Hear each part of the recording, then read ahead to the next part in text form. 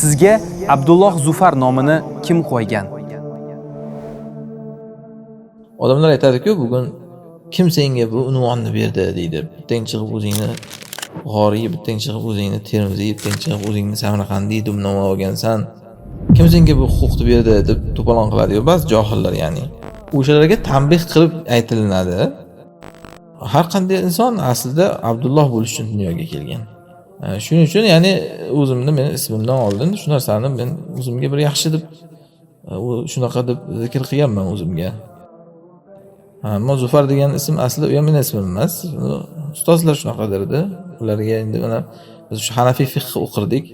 Hanafiy fiqhda ma'lum Abu Hanifa rahimahullohning shogirdlari Imom Muhammad, Imom Abu Yusuf, Imom Zufarlar holatiga, ya'ni holat deganda qanday o'zbotlarga hech kim teng kelmaydi, ya'ni shunaqa bo'lsin deb umid qilib, ya'ni shu ustozlar shunaqa deb nomlab shundan o'sha taxallusni aytishgan, shu bilan keyin shunaqa bo'lib ketgan, ya'ni hech kim buni o'ziga o'zi chiqarib olgan emas.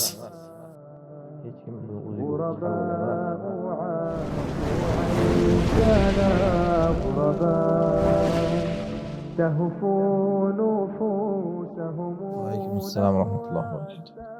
Aytadilar, bir birodar insonga laqabni Alloh beradi dedi. Masalan, sizni Abdulloh Zufar deyishadi. Birinchi kim bu nom bilan chaqirgan dedilar. Endi hamma narsani Alloh beradi bizga. Bitta laqab emas, hamma narsani Alloh beradi. Alloh bermasa hech narsa yo'q bizga. Ammo endi Alloh laqab beradi deganda bu yerda nima nazarda tutishyapti? Bunga o'xshash gapni biz ham masalan darslar asnosida gapirganmiz. Odamlar aytadi-ku, bugun kim senga bu unvonni berdi deydi. Bittang chiqib o'zingni Buxoriy, bittang chiqib o'zingni Termiziy, bittang chiqib o'zingni Samarqandiy dumnoma olgansan. Kim senga bu huquqni berdi deb to'polon qiladi-yu ba'zi johillar, ya'ni.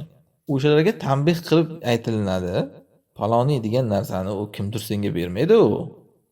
Ular masalan o'sha podshohi unga medal berganidan, unvon berganidan shunaqa deb o'ylaydi-da, kimdir berish kerak uni deb o'ylaydi.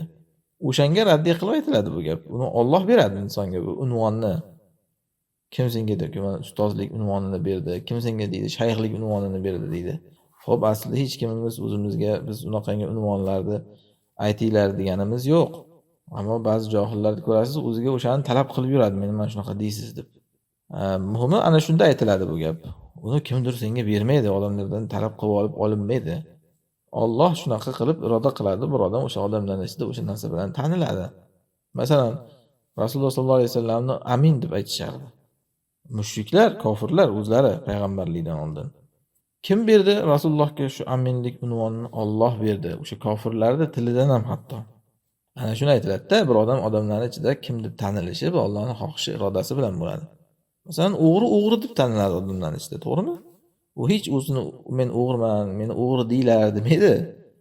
Alloh shunaqa qilib tanitib qo'yadi, palonchi o'g'ri deydi. Palonchi alkash deyishadi yoki mana hozir. Hech u o'zi aytmaydi meni alkash deylar deb. Palonchi nashavand deydi, palonchi qotil deydi, palonchi zinokor deydi va hokazo. Ana buni o'zi odam qilayotgan ishiga qarab Alloh unga taqdirini lozim qilib qo'yadi. Kullu insanin alzamnahu ta'irahu fi unuqihi, Alloh aytgan-ku. Har qanday insonni qushini bo'yniga bog'lab qo'yganmiz biz degan. Qushini degani ana shunday, uni bir qilayotgan amalini, uni bir taqdirini degani. Uni ana shunday bo'yniga bitib qo'yganmiz, ya'ni peshonasiga bitgan deydi bizda. O'shunaqangi nom bilan keyin odamlar ichida odam taniladi. Mana haligi hadisda aytilgan, bir odam rost gapiraveradi, hatta yuktam indallohi siddiqan. Allohning huzurida siddiq deb yozib qo'yiladi. Bir odam yolg'on gapiraveradi, hatto Allohning huzurida kazzob deb yozib qo'yiladi. Ko'ryapsizmi? Bu odamning qilayotgan ishidan shu natija hosil bo'ladi, ya'ni.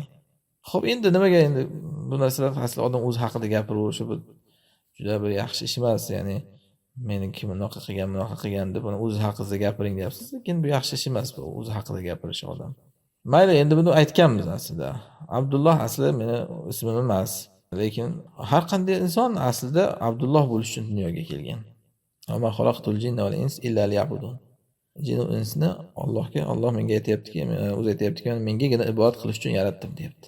Va shuning uchun Rasululloh sollallohu alayhi vasallam Allohga ismlarning eng suyuklisi Abdulloh deganlar. Va Abdurrahman va Isro Miroj kechasida eng sharafli voqeada Alloh rasulini asro bi abdihi abd deb nomlagan. Abdihi degani shu Abdulloh degani. Va shahodat kalimasida ashhadu anna Muhammadan deb birinchi o'rinda abduhu deymiz. Bu ham Abdulloh degani. Rasuldan oldin hatto abdlik zikr qilgan. Xizr mana eng ilmli bandalardan shu kishi haqida Alloh aytgan. Abdan min ibadina degan. Bu ham Abdulloh degani.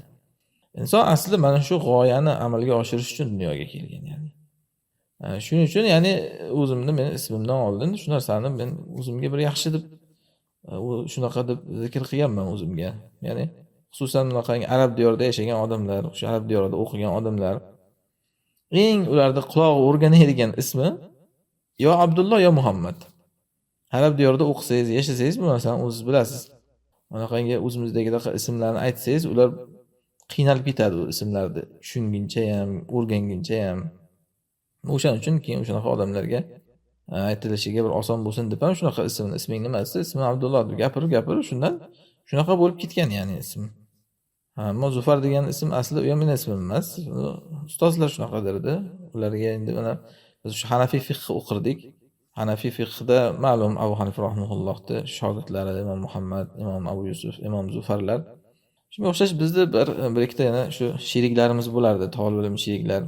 Ba'zilarini o'shanaqangi Imom Muhammadni, ba'zilari Imom Abu Yusufni bir holatiga, ya'ni holat deganda qanday o'z vaqtlarga hech kim teng kelmaydi, ya'ni shunaqa bo'lsin deb umid qilib, ya'ni shu ustozlar shunaqa deb nomlab shundan o'sha taxallusni aytishgan, shu bilan keyin shunaqa bo'lib ketgan, ya'ni hech kim buni o'ziga o'zi chiqarib olgan emas. Ammo Abdulloh degan ism aytdik, bu hech ham bir aslida nima deydi odamlar kim senga bu unvonni berdi deydigan ism emas, balki bu hammaga ma'lum narsa. Hamma Abdulloh ya'ni aslida. Allohu alam.